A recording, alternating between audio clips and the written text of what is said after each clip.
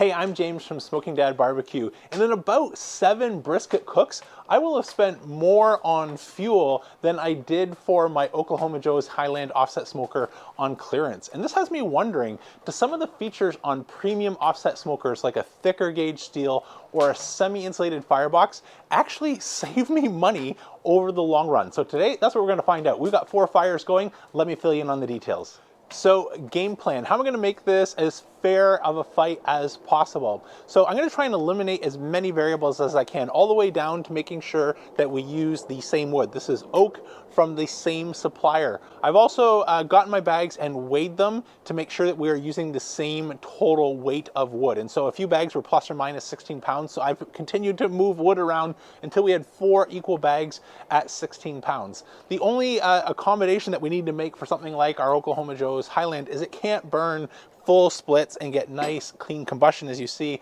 this is the size of the firebox, and I found from previous experiments I not only need to get my miter saw and cut this down in half, but then get my axe and split that in half in order to maintain nice combustion. So the Oklahoma Joe's will be using 16 pounds of prepared oak wood, and then the other 3 will be using just sort of stock right out of the bag, 16 pounds worth of oak. Speaking of variables, I'm also not going to be using any water pans, even though the Generation 2 Huron and Carlisle come with an integrated water pan to help temper our gas and make sure we get the best tasting food. We're not really cooking anything today, so those are out. Same thing with the Generation 1, which had a water pan tray sort of directly above the inlet from the firebox. And the Oklahoma Joe's, we can put a water pan anywhere we want. But based on the volume of water, the volume of the cook chamber going from 30, 60, 85, and 110 gallons, I didn't want this to play any role in determining our outcome.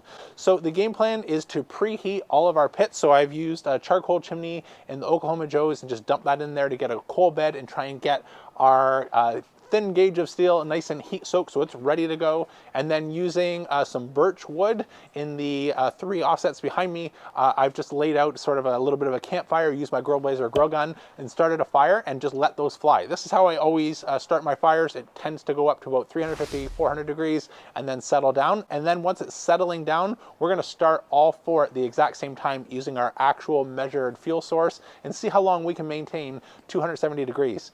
To help keep track, my wired probe system can't reach all 4, so I'm going to be using my meter and just break an onion in half, insert a meter probe. So I'm going to go probe number 1 in the Oklahoma Joe's, probe number 2 in my Generation 1 Carlisle from Smoke North, probe number 3 in Generation 2 Carlisle, and probe number 4 in the Huron. That'll give us the ability to sort of compare the cooks and make sure that we are measuring. I'm going to be putting the probes directly in the middle of the grills because again there could be differences if I'm towards the firebox, towards the collector or the smokestack, and I think this is the fairest way to do that.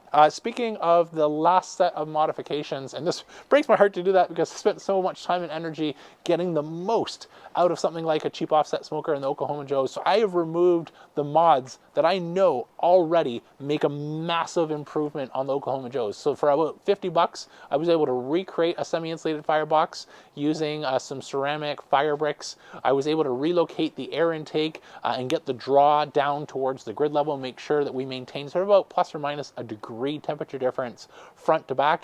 And to help improve the draw, I had a charcoal chimney extension. But since not everybody will have that, and that's after the fact mods that I've done to this smoker, and absolutely recommend that you do that. Check out my video, I'll link to it down below if you haven't. But to keep it as much a stock to stock, I have removed the mods that I know make this perform even better to get a true baseline comparison of the size of the offset at 32 gallons as well as the thickness gauge of steel. So without further ado, let's get started. So as we're nearing the end of our preheat, I'm going to start now with our actual test wood and use these warming shelves. All of the Generation 1 and Generation 2 Smoke North pits have that, so I'm just going to set those up, let them preheat. We'll do the same on the other 2. I'll rejoin you in a minute when we're ready to move them on and start our timers. Okay, let me show you what we're looking for here in terms of keeping our fire going. We are right at the line. So we get nice open combustion when we just add our splits, which is shooting our temperature up. But if we wait much longer, this is going to die out. So what I want to do before that happens, reach down in here, drop in our next couple splits, which have been preheating on top of our firebox here. Give that just a second of air, and if we've timed it right, we should have no problem letting that catch and immediately start to combust. Let me show you the exact same thing here once those are going on the insulated firebox. There we go. I think about 30 seconds is enough. Those have caught. So this is our Gen 1 Carlisle. So I'll take one of the splits that have been preheating, just knock that down, place that on, move our next split back up onto the warming shelf, and you can see even quicker, just like that, we are off to the races. Let's show you the Generation 2. Okay, this is our Gen 2 Carlisle. Same thing, I'll just take that split that has been preheating, drop that on, just like so. Place a new log up on the warming shelf so we can do the exact same thing. And you can see right away we're getting nice combustion. Let's close that up and I'll show you the 110 gallon Huron. Okay, this is the Huron. So let's just move our split here. Place it on. And you'll notice I'm placing sort of on this angle. So that's as the air is coming in from the door, just like so, that it's able to move underneath the split and combust. If we were to sort of go like this way, we'd be blocking some airflow coming into our offset. So let me just add another log here up to the warming shelf. And you can see that one's also combusting nice and clean. Let's keep going. Okay, quick update. We're just over 2 hours in, and as you can tell from that late day sunlight, we are fast approaching darkness. And so I made an executive decision here to equally remove 5 pounds from each bag. So instead of burning the entire 16 pounds, we're going to burn 11 pounds. I think that'll be enough fuel to still help us draw the conclusions that we need without that sun dipping past the trees and shifting into darkness. And so at the 2 hour mark, there's already a couple things that are really interesting. So with the reduced volume of wood, we've got the equivalent here on our Oklahoma Joe's Highland of about 2 splits of wood, because again, each one of these is split in half. And so that's about 1 split and that's another split. So we've got 2 splits left. On our Carlisle Generation 1, I have 3 splits left plus what's in the firebox. On Carlisle Generation 2, behind there, I have 2 splits left plus what's in the firebox. And on the Huron, the largest at 110 gallon, I have 1 split left plus what's in the firebox. But even though we're sort of progressively working our way down to the largest pit, what you're not seeing here is the efficiency gained once everything has really become heat soaked, and that didn't start to show up until closer to the 1 hour mark. So even though we gave these a quick little preheat with some birch wood or some charcoal for the Oklahoma Joe's, you can see this in terms of the meter chart, in terms of the variability of wood splits. So starting with the Oklahoma Joe's Highland, I'm seeing about a 70-degree fluctuation between when we add a split to when it starts to die down, we need to add that again. And so it's like combusting and then quickly dying off. If I go to the Carlisle Generation 1, there's still a bit more variability, especially compared to the other two. But once it got heat soaked as well, it's starting to settle into a pretty nice pattern. So we're down to about 40 degrees, I would call the difference there. In terms of Carlisle Generation 2, which is going from 60 to 80 gallons, we're seeing about a 30-35 degree range delta, and almost in the flatline category is the Huron, where I'm seeing about an average of a 20-degree difference between when we add a split versus when that starts to die down, we need to re-engage our fire. And so because of all that, I've been able to get a little bit more aggressive with the dampers. Not something I can do on the Oklahoma Joe's Highland, at least not without the mods that I put on installed. In the stock configuration, we want that drawing as much as it can. It needs every little bit of help that we can get, but I'll show you a quick clip here in terms of the damper on our smokestacks on the Carlisle, starting with the Carlisle Gen 1, then Gen 2, and then the Huron. And so because now all of these larger, progressively larger pits are fully heat soaked, I'm not sure that the wood sitting in front of us is truly going to give us the indication of what used the least amount of wood versus what used the most amount of wood. So we're going to let this continue burning along at 270 degrees Fahrenheit until we can no longer maintain that temperature to truly draw some conclusions. So once that happens, I'll rejoin you with an update. Okay, so update, we just about approached our 3 hour mark and we have our first 2 casualties.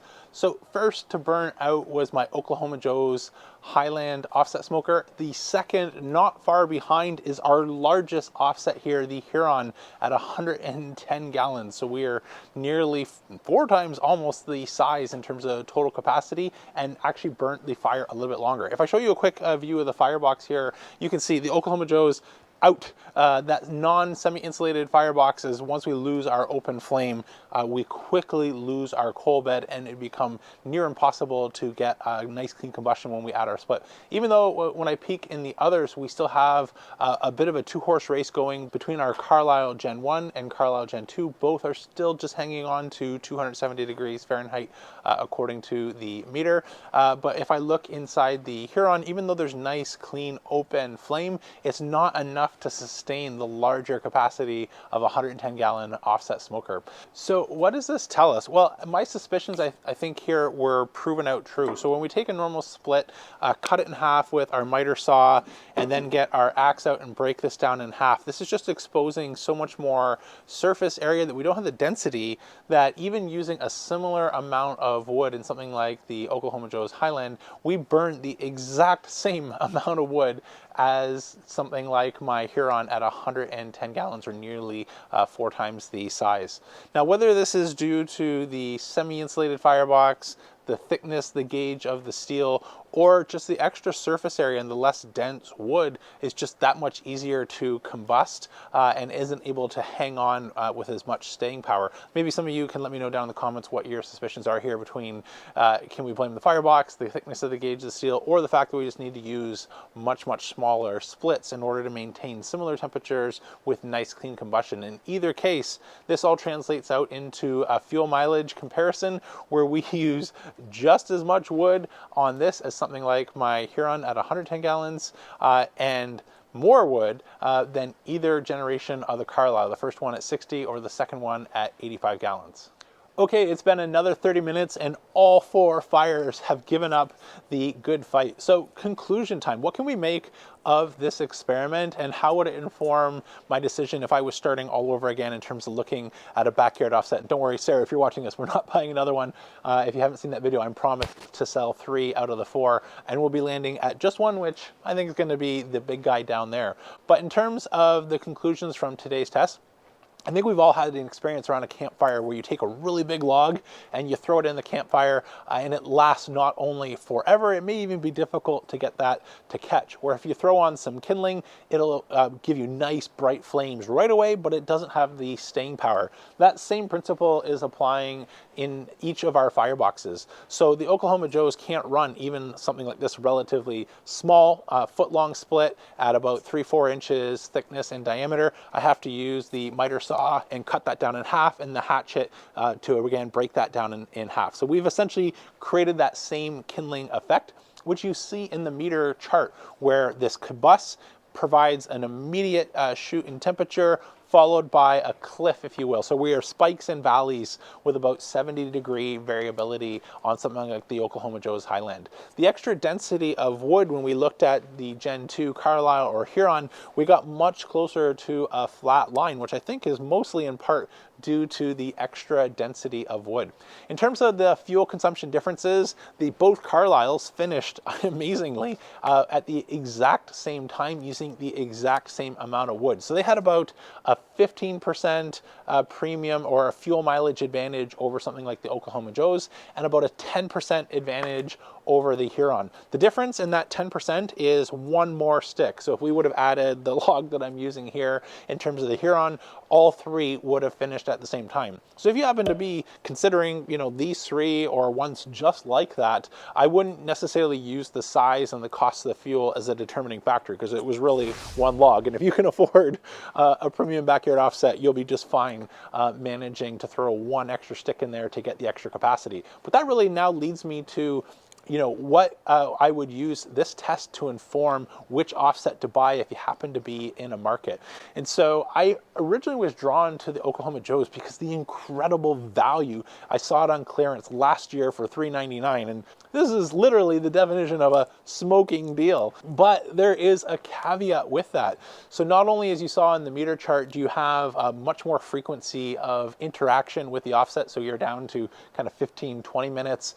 We also have the extra work of breaking our splits down. We can't just use something that comes pre-bagged and ready to go, let alone larger splits, which are much cheaper if you get sort of a bush cord or a face cord from a local farm, which I've been doing as well. But for today, I wanted to make sure I use the exact same amount of wood, which is why I didn't use that.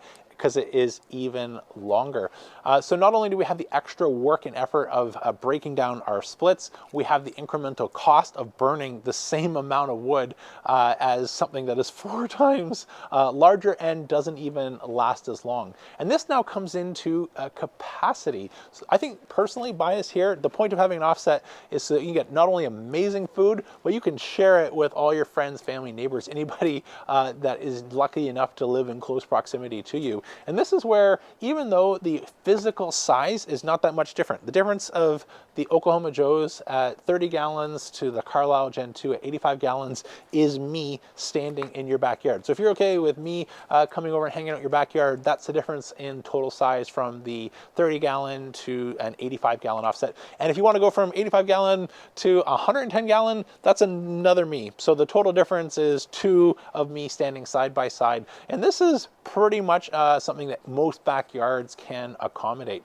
And now if I were to just look at the capacity, I can fit 2 to 3 racks of ribs comfortably in the Oklahoma Joe's, or 1 brisket. I can fit 4 to 5 racks of ribs in my Generation 1 Carlisle, and I already have done a loaded up test on my Generation 2 Carlisle and gotten 10 racks of ribs, and I haven't dared tried on the Huron because that's another 50% or so more space, but by that math, it would be about 15 racks of ribs. And this sort of comes back to, if you're gonna have an offset, what is really the motivating factor to have it? If you want to maintain a live fire and your passion is just maintaining a live fire, you're going to do the most of that most often on something like my cheap offset smoker, because it needs a ton of interaction and you cannot wander too far before you start to get yourself into trouble. For far less work and a far flatter line, you get that same benefit for the next 3, but the capacity is massively different between a 60 gallon and an 85 gallon with that rib rack